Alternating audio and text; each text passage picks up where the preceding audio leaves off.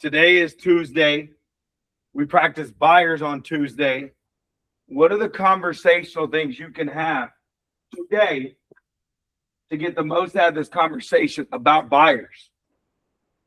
So I want somebody to step up and help lead this conversation. If you have questions about leading the conversation, I will step in and answer it. The actual conversation, I am not going to lead. I want you guys to practice your leadership skills. I want you to practice your conversational skills. Right now, guys, in this type of moment, it's super powerful for you to be able to learn how to facilitate a conversation. How do we get the most out of other people? How do we ask questions to get people engaged?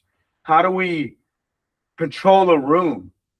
Because I'm telling you right now, if you can lead a conversation like this, if you can lead a webinar, if you can lead a buyer consultation or a listing conversation, you've ultimately taken your skills to a whole new level. So I want to step out of the way, and I want you guys to practice your leadership skills. I want you to practice facilitating and leading a conversation like this. So I'll let it go. And here's the deal is, you don't have to be given permission. You don't have to ask for authority. In our domain, we train leaders, we build leaders. So who's the leader that's going to step up and take over this conversation? I'll sit back for a minute. That's Janny. Janny's the leader. Go ahead, Janny. You got it. Go ahead, girl.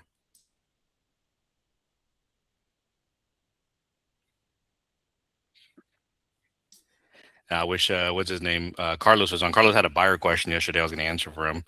But, yeah, man, I'll lead it up, start it up. Buyers, what we got?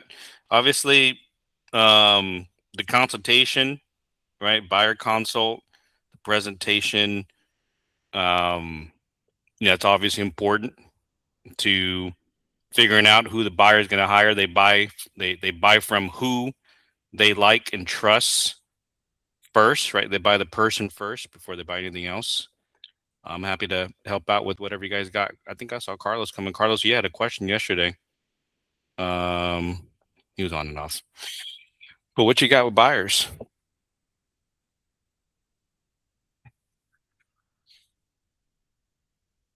A lot of my buyers are coming from my renters, by the way. I mean, probably like 75% the buyer transactions that have closed are strictly from renter consultations and renter clients. So that means I don't spend a dime on advertising for buyers. It's strictly renter pool. So it's a free 99 lead source. I love it. But what you guys got regarding buyers?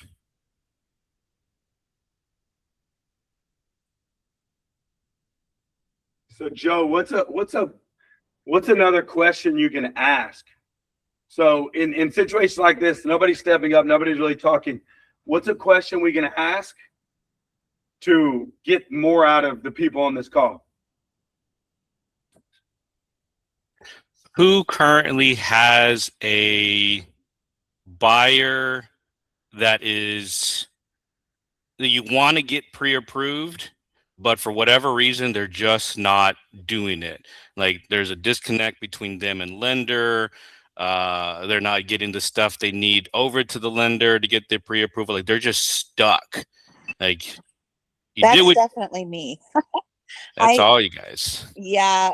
Okay. So yeah, I definitely, I get renter leads, and some of them sound like, they'd be great potential buyers, and I introduce them to the lender, and then it just goes cold. I reach out asking, if they were able to get that information over to her so that she can help out and figure out, where to start for them. And it's just like, I'm talking to nobody. Before we get into the answer, which we know what the question is, I'm going to let Joe work through it in just a second. The question is, and Joe enticed this question, right? Joe enticed this participation. Here's the deal. I'm going to tell you one thing. As a leader, You basically, you take all the conversations you have with other agents, you take all the conversations you have with your clients, you really take a pulse for what's going on in the market through your engagement with other human beings, and you will be able to come up with ideas that say, you know what, if I'm having a problem with it, she's having a problem with it, and he's having a problem with it, this is an issue we could probably discuss. So simply by having other conversations in the industry, you could come up with ideas, and you probably already know what people are struggling with.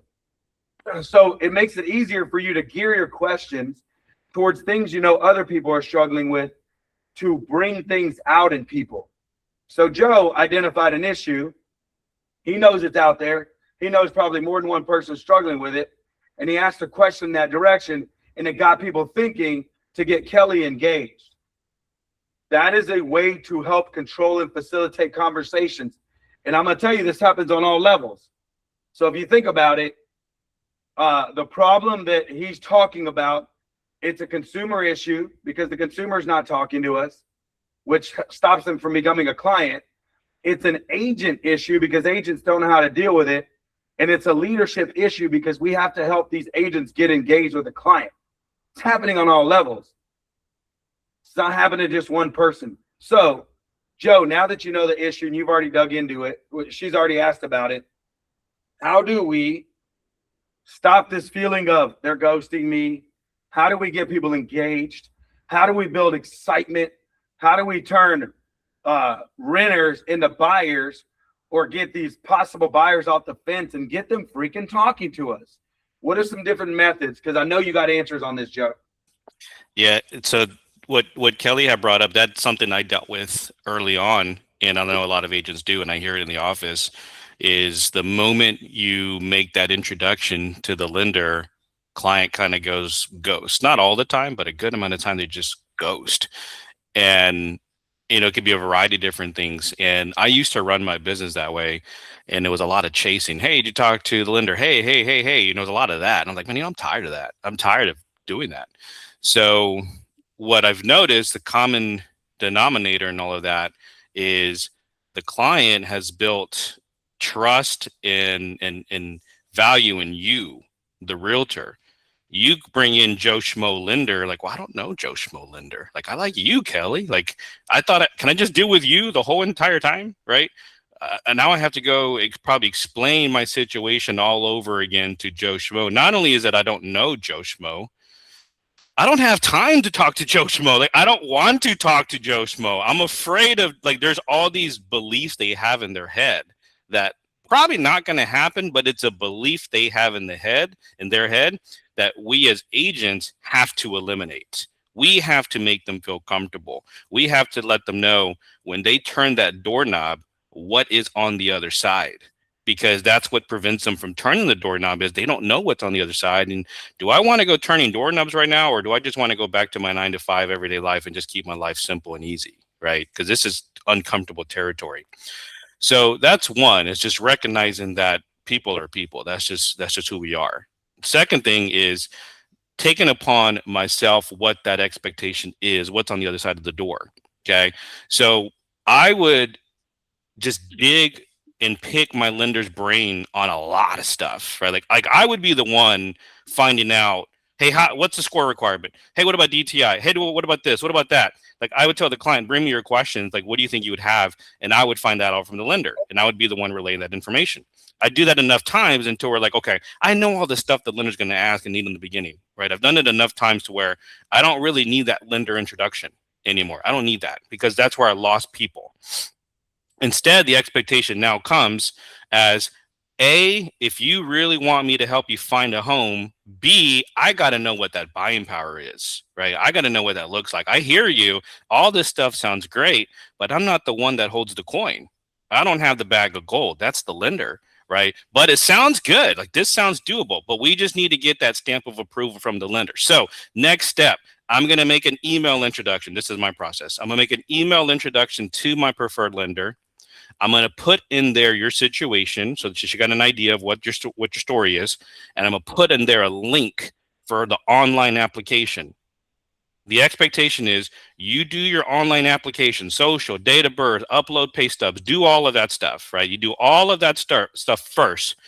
Then she will reach out to you and go over next steps or whatever, right? But the expectation is you do all of that first, then we have a lending conversation, right? Versus the reverse, let's have a lending conversation first, and then you do that. There's a possibility that there's a crack there that would present itself where I can lose that client through that crack, which is you need to have a conversation with the lender. But again, like I mentioned earlier, I don't want to turn that doorknob. I don't know what's on the other side. I'm afraid to have that conversation. So weeks go by, months go by. Oh yeah, I'm gonna do it. And oh, I just renewed my lease, right? That's all I'm gonna do. Let's do this next year, right? So to me, that's what I do, is eliminate what their doubts in their mind are going to be, set that expectation that this is your next step first. You got to get that pre-approval. I use Jennifer Group, full disclosure, that's my preferred lender. I love her. And I even tell them, like, she even does a soft pull, right? Like, it's going to be a soft pull. If you're worried about your credit hit, don't worry about it. It's a soft pull. So that way, hey, if it looks doable, she'll let you know next steps. If it's not doable, then hey, it's a soft pull, right? And we'll figure out what we need to do to get a game plan going and then make you pre-approved. But at the very least, like, do all this stuff first. We'll see where we're at. If we're good, let's rock and roll. If we're not, we'll take a step back, figure it out, and come right back to the table, right? Fair enough. Is there anybody else who does it different? Because I know I do a little bit different, but I want to know who else. So if you have a tenant lead that you believe there's an opportunity to turn them into a buyer, how do you go through that process of connecting them with the lender and making sure that ball doesn't get dropped? Whitney, Aislinn, some of you vets, anything that you may do a little bit different in the beginning of that process, or even if they're not a tenant, if it's just a buyer, like, what do you really do to make sure they connect with the lender and go through the process? In the past, I'll speak real quick, Ozzy, if you don't mind. In the past, what I've done is, since you're building that relationship with them, what I've done is call the lender with them, introduce them, and then also do it in email, so they have that one-on-one connection with the lender with you, so it's a little bit more comfortable and not so invasive. But I also let them know, like he was saying, we need to go ahead and get your paycheck stubs, your bank statements, etc. So we have those, so when we talk to her, we can let her know where we're at on everything and get them over to her. But that person-to-person contact with her or with them, I think, helps break the ice, so it's not so intimidating for them. That's a great way. So she does a direct phone call. Anybody else do it any different? I'll tell you, for me, number one, I believe that if you go deep enough and you build the trust in the conversation before you connect them with the lender and while you're connecting with the lender, I don't really ever have a problem with them filling out an application. Like the way I do it is, in the phone call, I'm going through a process with them. We are having a conversation. I'm building the trust. By the end or middle of that phone call, they know I'm the authority. They trust me. They want to use me. They want to meet with me. So I'm setting the appointment for us to meet. All right, we're going to sit down. We're going to have a conversation. I've already got that commitment. Now, verbiage and things that I use, number one, I often say, here's a leader question for me is, let me ask you, do you enjoy renting? Or would you prefer to own a house for you and your family? And, they're always going to say, oh, I'd love to own a home. And then at that point, I say, well, what's keeping you? Why are you looking for rentals instead of buying a home? And then they start to uncover these things with me, and we start to dig a little deeper about their credit issues, about their fears, about how they had another lender. They tried it. It didn't work out. Like, you dig and you really learn their story. And then you may find 1, 2, or 3 little places of fear. Credit, income, just got a new job. Oh, I've already done this before and it just did not work out. Then what I do is I handle those objections in the conversation. So, Mr. Biden, I totally understand. Sounds to me like you're a little afraid and you're kind of tired of being rejected because the last lender turned you down. Does that sound about right? Yeah, man, I just don't want to go through that process again. And I totally understand. I get that. Can I tell you something real quick? Yeah, go ahead. Well, I have this situation happen a lot to where people apply with other lenders who don't have as many programs as my lenders. And I tell you what's happened in these situations is they've used the other lender. It didn't work out. They got rejected. And they apply with one of my lenders who has more programs, who has more opportunity, who has different credit score requirements, different income requirements. Like there's so many different programs out there. And they get approved and they end up buying a house within 30 to 90 days. When they overcame that fear because the last lender made a mistake or didn't have the programs they needed. Would you like to give it a try with proven lenders who've helped my buyers over and over get into loans when they've been turned down by other lenders in the past? Would it hurt just to go through the quick process, 30, 40 minutes of a process to make sure we can get this thing done and we can have you an answer within 24 to 48 hours? What harm would that do in helping you decide whether you want to keep renting or you could get your family into home ownership? Okay, awesome. Would it be okay if I connect you with my best lender who has the best programs, some of the lowest interest rates, and the best customer service? Would that be okay if I connected you? Awesome, fantastic. I'm going to go ahead and connect you on a text message. And we're doing our buyer consultation tomorrow at 4 p.m. And in the text message, I connect them. Hey, Seth. Hey, Jennifer. This is Billy Bob, the buyer. He's looking to buy a house in the next 30 days. I want him to just start the application process. Do me a favor, Seth. Take care of Billy Bob like he's one of my family members. Take care of him like he's me. I want him to feel like he's really being watched over in this process. He's been burned in the past, right? So you see how I set it all up to where they feel very comfortable. I've overcome the objections. And by the time we get to that process, they're like, man, Ozzy's really taking care of me. Man, this lender's really going to take care of me. And when we're on that group text message, I'm not leaving it to chance to say, hey, here's their number, you call them, or lender, here's their number, you call them. No. In the text message, I'm going to make sure they both damn respond.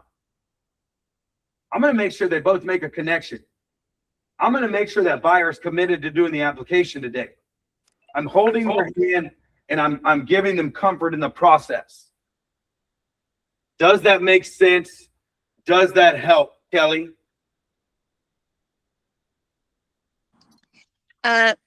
Yeah, I do all of that. I really do. I put them in a group chat. I introduce each other. How do you think you're failing them? Because I've got almost 100% conversion and you seem like it's not working well. Where do you feel like you're missing? Are you not spending enough time educating? Are you Probably. not spending enough time building? So I would take time, educate, build trust. Maybe the first thing is build trust to get the commitment to get them to want to meet with you, either on a Zoom call or an in-person buyer consultation. So when you do connect them with the lender like that, what happens? Like, what do you think is the next? So you get on a three-way text message, you, the possible buyer, and the lender, and how does that conversation go? It's usually pretty quick. I'm already talking to them. They're wanting to rent. I get down and to find out, what's keeping them from buying a home. And just like you said, they typically always would rather buy.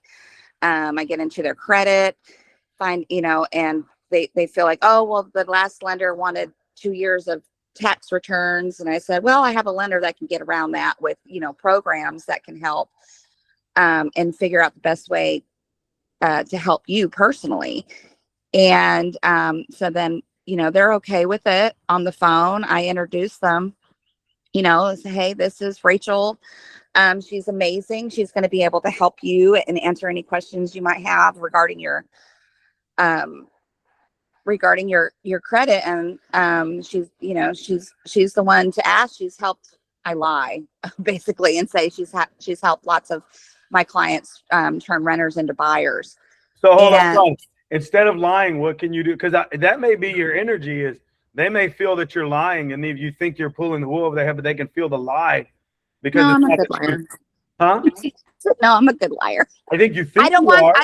I don't want clients to think I'm so new and, I have no Ah, idea what I'm doing. So there's, I think that might be your block. That might be where you're setting your own poison. Okay. So here's what I challenge you to do. Instead of saying, I've used them, who has used them? Who do you know has used Rachel? Because obviously somebody connected you with them, right? Oh, my sister. Your sister. So Marie has used them and she's had success with them, right? Yes. You're a part of her team, right? Right. Y'all are an organization. Right. Correct? Okay. Yes. So instead of saying me, you say, we have used her over and over again. And in that position, you're not lying, you're telling the truth, and there's no poison energy going out there. Yeah. Because I'm Okay. telling you, lying is whether you believe you're the greatest liar or not, lying is one of the greatest ways to kill all energy. And whether you believe, oh, they don't know any better or not. I really do Yeah. mean, because I've heard Marie talk about, clients that she's used with Rachel that were renters that turn them into buyers. So I really should just turn that I Turn it into we. That's it, man. And I'm telling you, not just this conversation, Kelly, man, use that, guys, for all the newbies. Here's all the newbies or all the people that maybe don't have the confidence yet or whatever. You haven't closed enough deals. You are a part of this brokerage. You're a part of the brokerage. Kelly, my production is your production. What you do and I do, we're the same now. We are on the same team. So it's like, have you ever met somebody who works for like iPhone and they're like, when they sell iPhones, they do it with pride. Like they're freaking, what is it? Who is it? Steve Jobs? They act like they're Steve Jobs. Like, I own this place. I'm so proud of Apple. We have been in business forever and we do this and we do that. Like it's cultish, right? I'm telling you, don't be cultish, but it's okay to own your company. You own AEA Realty as a partner. So it's okay to say, we have sold over 6,000 homes. We moved over 690 properties last year. That's a we conversation. And when you start to say it enough, you believe it, you have the power, you have the confidence, and you own it. And it changes your entire conversation. And you're not lying. You're absolutely telling the truth. It's real. So use that in all your conversations. I call it piggybacking, right? Or owning the company with me, because we do own this together. Like we're all in this shit together. So just change your verbiage across the board. You're not new. You're not a rookie. You're a seasoned veteran in the game of life. You're a seasoned veteran in conversations, because I know you've worked in hospitality, you've worked in restaurants and bars and things like that. You know humans, you know connection, you know relationships. You're a veteran. I'm definitely a veteran in overcoming obstacles. And I think that's where I come in as a strong support system for people that are moving, trying to move from renter status to buying status. Like I definitely can help people see what they think are obstacles and help them overcome that for sure. I know that. So borrow Marie's production, borrow the company's production. Like our numbers are your numbers. Like if you drive by McDonald's, right? On the sign it says over 1 billion sold or some crap like that, right? If you talk to some of the people that manage and they're part of that company, they're like, yeah, over 1 billion sold. I'm not saying McDonald's is the greatest company in the world. I'm just saying they all own the fact that the company they work for sold over 1 billion or 4 billion, some ridiculous amount of hamburgers, right? So you too own that. Also stop selling. Don't oversell it. Sometimes when you oversell, it's just like, I don't know. It sounds weird, but right, Joe. I'm glad you brought that up, because at some point I feel like I'm coming across as a car salesman, and I need to figure out words and especially in text messages, I'm trying to be so professional or whatever. Well, Ozzy said it good before. Like, think of a kid. You tell your kid to do something. What's the number one question they have? Why? Right. Your clients are the same way. I need to get you to my lender. Why? Because you're self-employed. I don't know how the frick you're going to get approved. They have the answer. Why? Because they're the lender. Why? Well, because they are.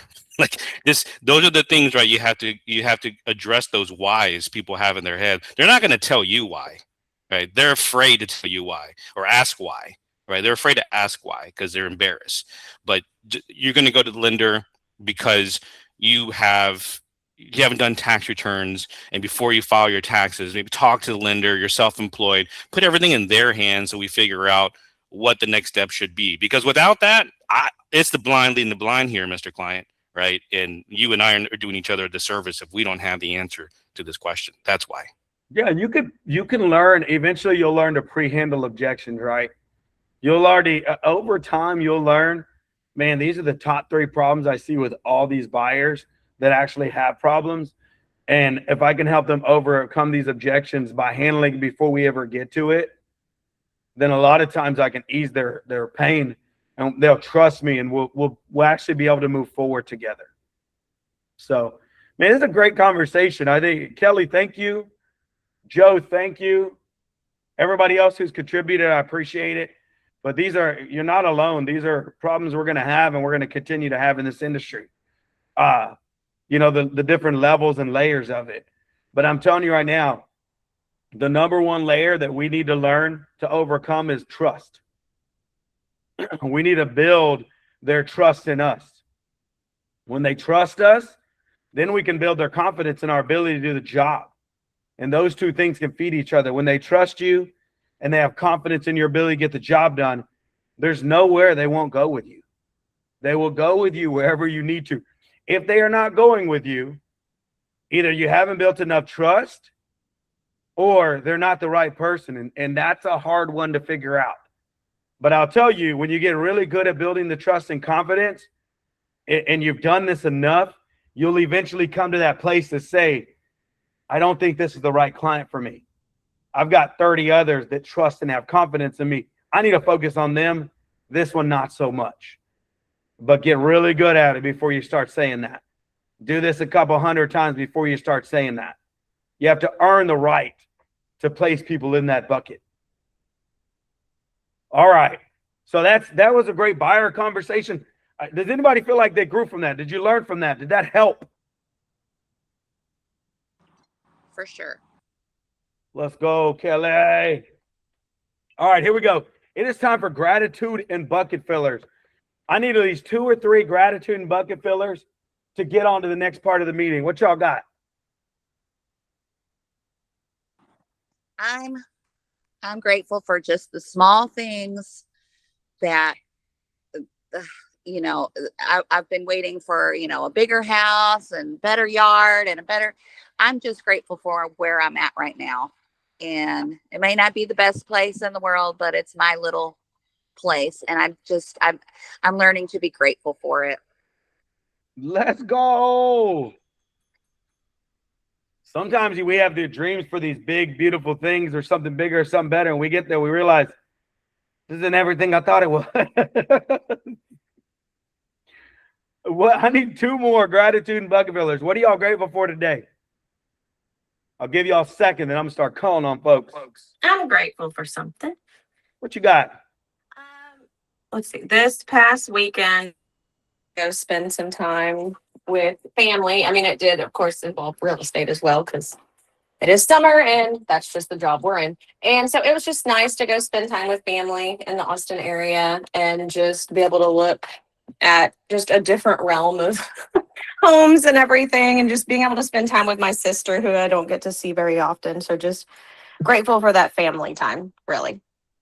Let's go.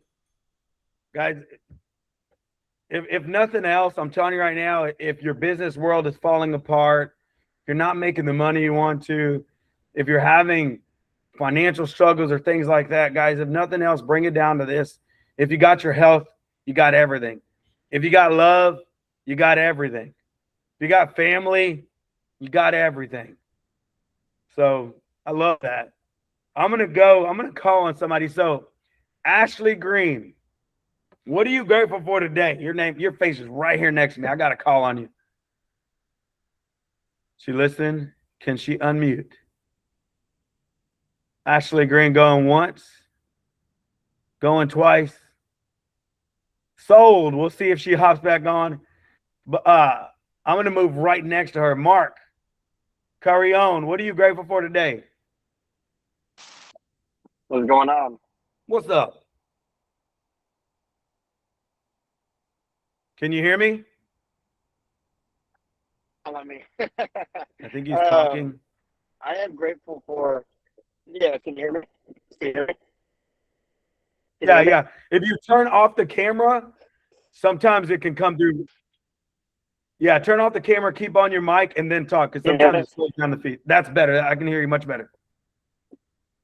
Okay, cool. It's raining too. I'm in the middle of nowhere, so I might be cutting out. But no, I'm just grateful for work picking back up. It was kind of slow for the last couple of months or whatever, and it got really, really busy for me for this month. And just had a closing last week, and it should be busier for me these next couple of months coming up. So just grateful for that. Work's always it seems to be up and down, and I know I need to keep my foot on the gas and step on it. So I'm just happy for that. Let's go, Mark. Yes, sir. Let's get it. Does anybody else have a gratitude in Bucketviller? Because we are about to move on to the next topic.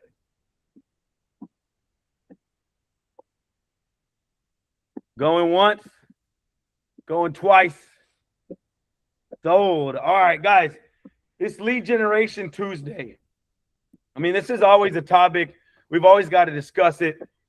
What I want to know is what is working for you, or what is something that you wish you knew in the world of lead generation to help you take your business to the next level? The question's wide open, guys. Who has something that is working for them in lead generation, or who would like to learn something new in the world of lead generation? We got too many people on this call. I want to learn something new, Ozzy. So Okay, go ahead. I just signed up for the platinum on the MLS Okay. yesterday. How do you send out like review links to your clients to where it's just you? Like it said, type in your business, but I don't have a business. I typed in my name. I have like you said, AEA, but then it's like, it's the whole company's reviews. Is there a way to get just my reviews to where I can send out specifically for me? I know somebody's going to have your answer, but hold on just a second.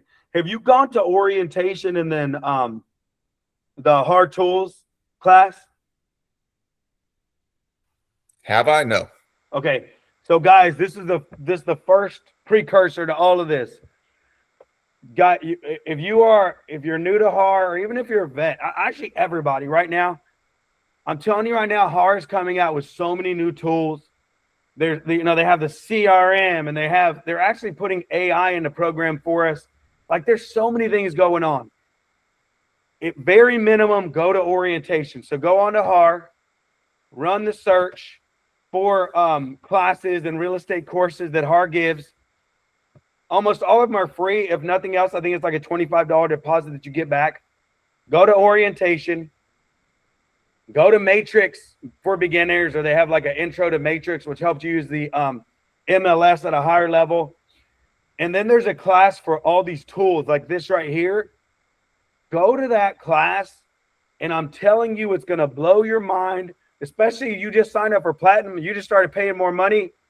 You should go and find out all the things that you're paying for from HAR, and they're experts.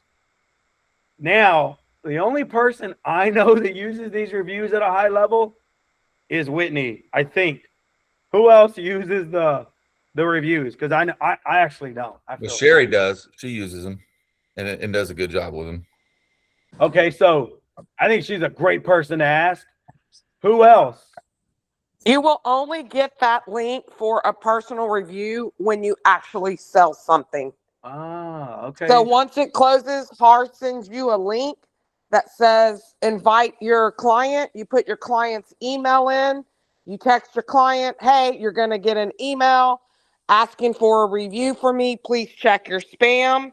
I would appreciate it if you could fill out that review. That's the only time you can do it, is when you actually have a closed transaction in HAR under you. I'm getting learned up today. I did not know that. So But guys, this is great. So Mike, this actually sparks a whole nother conversation here. How many of you guys have a Google profile? Anybody? Who has a Google profile? I tried to have a Google profile, but they blocked me. So I need to send them whatever verification they need. So that's an address verification typically, right? I believe so. I haven't dug into it. I'm gonna be honest. Yeah. So, okay. It's an address verification. Sometimes, and this is, you can use the business address because sometimes they won't allow you to use your home address. You can use your business address. You can use this office address, 3901 East Pear Street. You can do 3901-ABCD. You like pick one for your name. 3901- if your initials are JC, Joe Chavarria, whatever. You can do all kinds of things to mix it up in there. And if you tell them to send us a postcard, that's one way to do it, or they can send you other identification forms. We can help you confirm that is your address to set up your Google. Now, I'll challenge you guys, if you haven't done it, look up Google Local Services. GLS is something you can get approved for. You're going to have to send them, more than likely, you have to send them our E&O insurance. You'll also have to send them our license number as a brokerage. You have to verify your address. But the reason why I say you need to register with Google. So like HAR requires you to close the deal to get a review.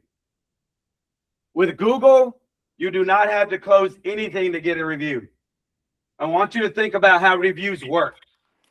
If you go ahead, Laura. So on the Google part, a lot of people think that whenever you, like kind of like you just said a minute ago, they think that whenever you verify your address, they're going to post your personal address, and they don't. But you do have to do the walk around and show them that is your house, that is your address. It's a quick video. I think it's a minute or two. I can't remember.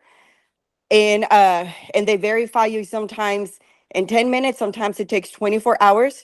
But that's all they do. They're not going to post your address or anything, but that's how you get verified. I have done it. It's super easy. There you go. So you can set it to your home address too. So if you register with Google, now you're your business. You have a profile. Now your next challenge is go out there and get reviews. And here's the beauty of it. They don't have to close a deal with you. Like, I want you to think about when you go to a restaurant. Have you ever been to a restaurant? Some of y'all never, maybe this never happened. Maybe I know people have done it. Go to a restaurant, you get to the host stand. It's a very bad exchange.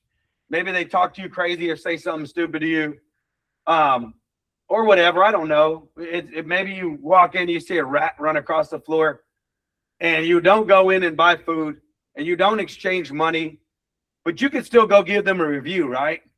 Absolutely. That's the beauty of Google, is you can get a review from anyone. And here's the deal is, you are your business. So Whitney, Ashley, Anna, Asa, you are your business. So getting a Google review means that somebody is reviewing you. They can review the relationship. Oh, Whitney is such an awesome person. I know she's helped a lot of people buy real estate. She's always there to answer my real estate questions. Did you sell them a house? No.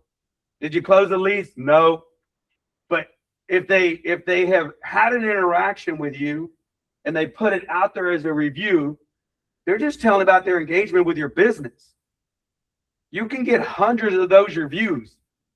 And I'm telling you, it helps, because when people do Google searches and they look for somebody, I'm looking for a real estate agent in Pearland, I'm looking for somebody in wherever, those Google reviews play a very big role in where you rank with Google.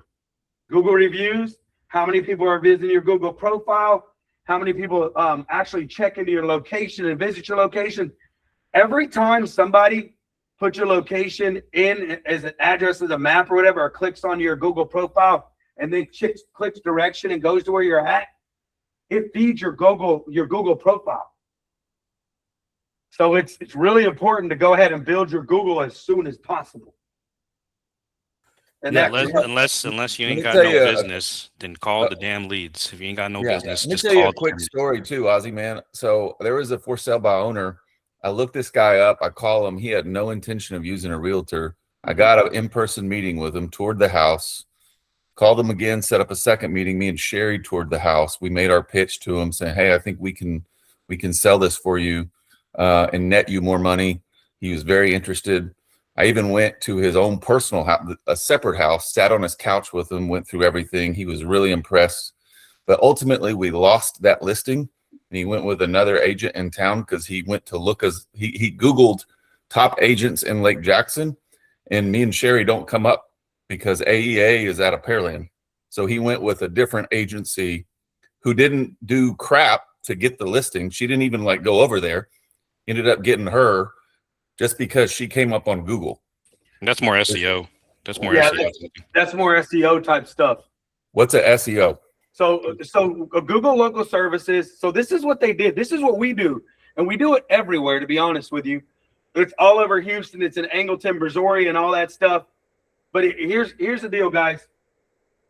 You can actually go and I'm going to write down GLS, Google local services.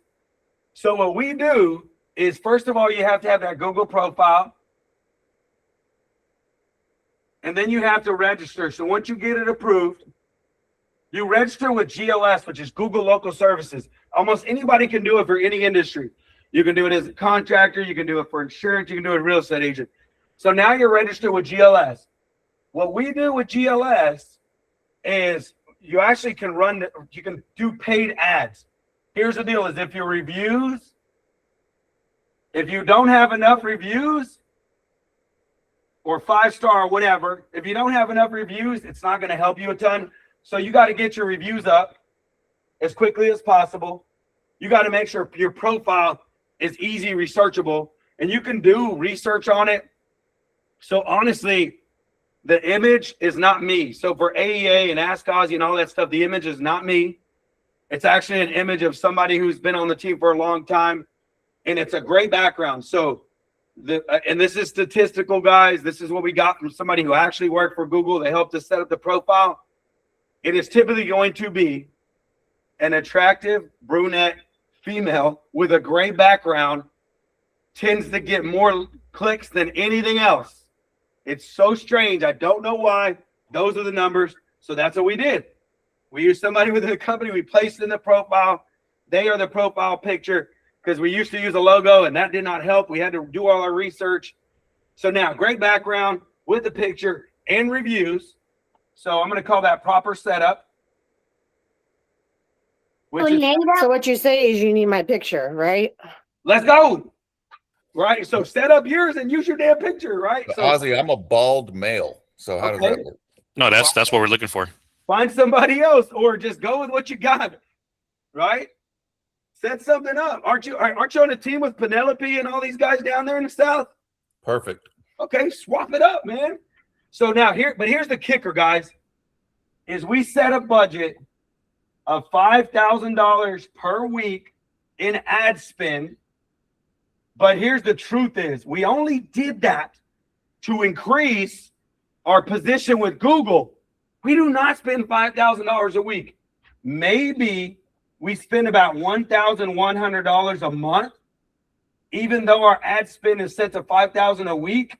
And some of you are like, well, that's too much. Well, here's the deal.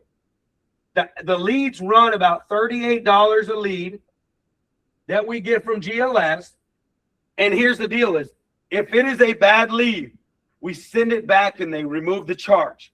So if and this happens a lot, like a painter will Google us, find us, and they'll call and say, hey, do you know anybody who needs painting? Do you know anybody who needs construction? Blah, blah, blah. That bad lead, we send it back to Google and say, hey, this was not a real estate lead. Send it back. We don't need it. And they don't charge it for us. So $38 a lead. Now, here's where you get really technical. And this is where agents screw up when they're setting up their ads. They run. So when you set up ads, you go for keywords, right? And a lot of agents, what they do is they run keywords off of like homes for sale or homes in Angleton, right? Or real estate in Lake Jackson, right? They set these keywords, but here's the problem is those keywords are people looking for houses. They're not people looking for agents. So they may already have an agent or don't want to deal with an agent, or they may just end up being pissed off when they realize that you're just going to hound them. Instead, the AdWords you want to use are best real estate agent in Angleton, or real estate agent in Angleton, or realtor in Lake Jackson, right? Those are the searches that people are, they're actually looking for a real estate agent. They're actually researching.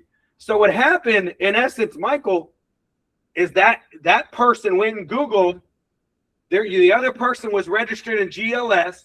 They had more reviews. They had a decent ad spend, and they specifically target these words, realtor in Angleton. And when you pay, top 3 faces come up. And those 3 faces were one of them, and they had more reviews, and that's why they beat you down there. So we've got to get you registered with GLS. We've got to help you get your, and it should be easy for you to get a ton of reviews because you're in the education world, and I'm sure you got a lot of people that will support you with this. Whitney, go ahead. Oh, I was just confused because like if you had a face-to-face conversation with the seller, you have the opportunity to brand yourself as a local expert.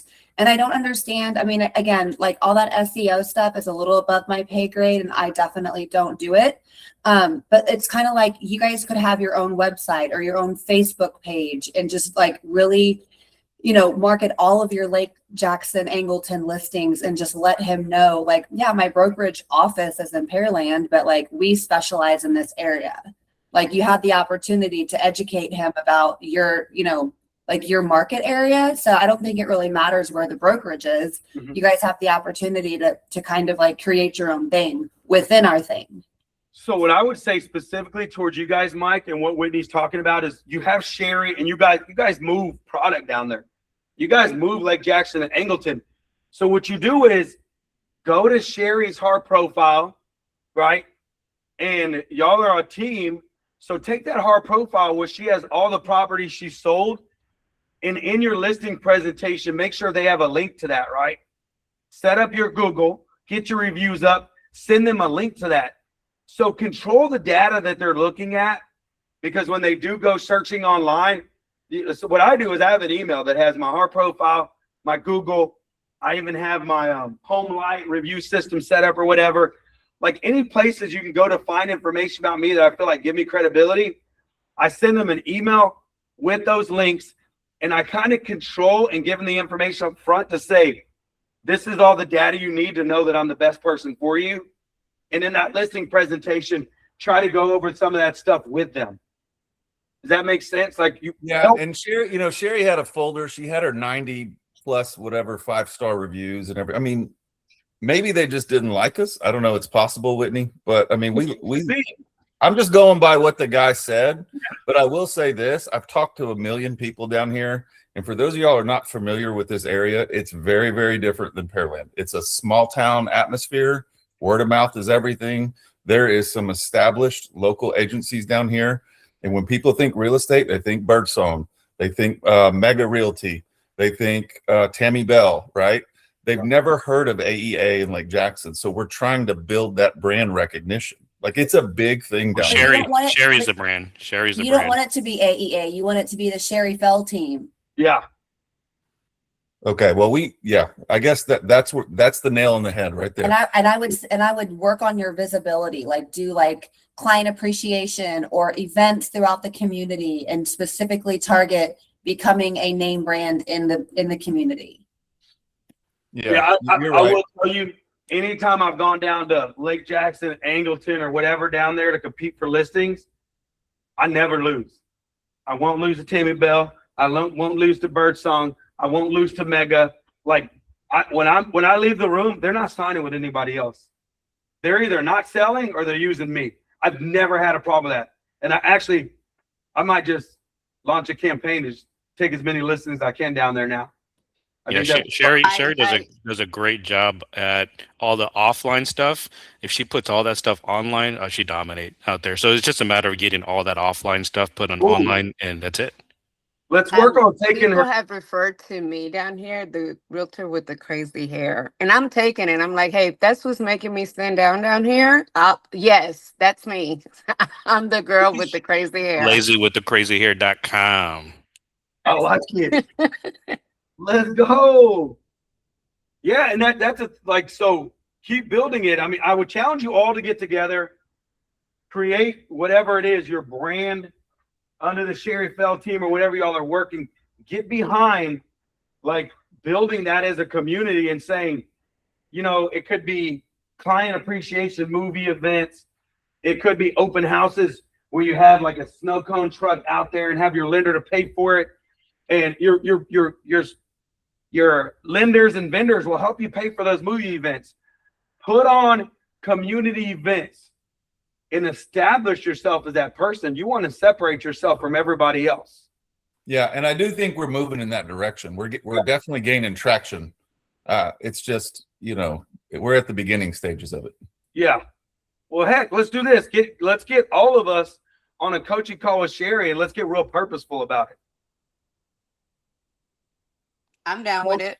I think I'm there. it would be a great strategy. Let's do it. Penelope. No, I'm just kidding.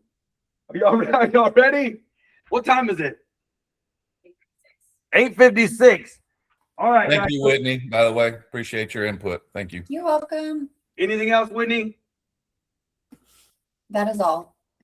Okay. So yeah, guys, this is a real quick run through of how GLS and Google work, like how the back end work. We used to have a handler within Google. His name is Joseph Lee. He basically represents the top 1% of real estate firms in the United States. And he helped us set this up. And I got to tell you, this is game-changing shit. So I want to teach you guys how to do this for your businesses too. I'll show you the back end. Devin usually accesses this. We talk about it probably once a month or twice a month to talk about what does our Google look like. If we're not getting a steady flow of leads from GLS, what is the bottleneck? What do we need to change? What do we need to shift? How do we make sure we push our reviews? How do we make sure that we're getting top visibility? Like I will go on probably once every other month and I'll run a search. Top real estate agents in Pearland, top real estate agents in Angleton, all these other places, right? And I try to do it. I challenge you guys to do it. Do it from another phone because mine is kind of programmed. That's what they do, right? Cookies. So look up best real estate agent in Galveston. And if we are not top 3, please let me know. We need to go in the back end and fix that. And if I can learn how to fix it, you can too. So Jeanette just looked it up. What'd you look up? Top real estate in Pearland. We're 3. We're number 3. What are our review counts against everybody else? We have 371 reviews. The Franklin team has 1.3 and the Logan team has 1.5. Okay, so if you look at it, guys, we're competing with arguably 2 of the biggest real estate groups in Houston. Logan Group, Franklin team, they are huge. Like we're talking thousands of people in their organization, right? And we have a fraction of the people, but they're number 1, number 2, and we're number 3. And they've got 1,300 reviews, 1,100. We're at 371. We need to push and keep on growing it. But also see the example. Lance Logan is KW. So it's like the brokerage has nothing to do with it. Jimmy Franklin is EXP. Where's his office? Nobody knows. Like it doesn't matter. It's the name. Yeah, they're in Katy. They're very much Katy and Cypress. Jess Ellis is on that team. Yes, I know she is. We trained up Jess. We love Jess, man. She's kicking ass right now. I'm so proud of her. All right. So there it goes, guys. That was a quick lesson in Google and GLS and what it can do for you. We'll keep on talking more about that because I believe the next level is we want to take what's in. And here's the deal is like your Chat GPT and Claudes and things like that. They're becoming their own search engines. So, and the crazy thing is they actually try to fight Google. So they're trying not to, like, if you go and search best real estate agents in Houston in chat, they do their best not to pull data from Google. Why? Why is that? Anybody know? You got to think about it. Gemini. Google's paid. Well, that's part of it. But what it really is Gemini is AI. ChatGPT is AI. If you run a search in ChatGPT and it sends you to Google, you're sending them to Gemini, their competition. So they try, like, if you ask, and it's funny, you may ask, hey, chat, I use Gemini to do this. And it'll say, well, if you like an inferior product, it'll say shit like that. Well, if you like misinformation, they'll both do that to each other. They're in competition. So chat is trying to create their own version of a Google search engine that is completely non-reliant on Google.